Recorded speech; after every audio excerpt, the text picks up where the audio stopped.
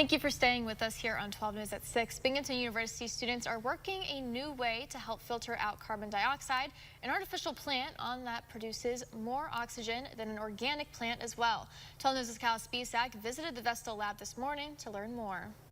Binghamton University has become a place where innovation in the world of batteries has become commonplace.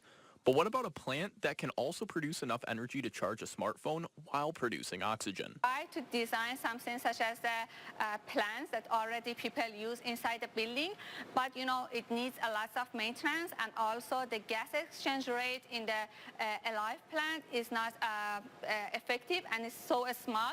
So the design mimics the structure of the plant, such as the real plant. Miriam Rezai is a PhD student at Binghamton University.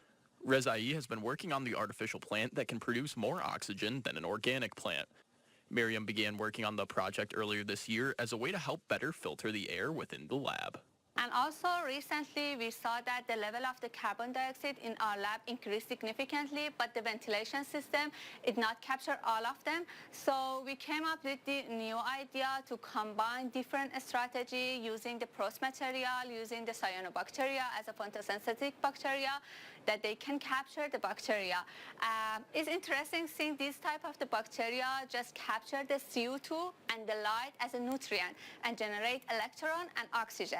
Along with generating oxygen, the plant also uses the bacteria to create an electrical charge that can charge a handheld device, creating a new future of green energy. The manufactured plant hasn't been improved for commercial use yet, but companies are showing interest in the design. I'm Kyle Spisak, 12 News, Broome County.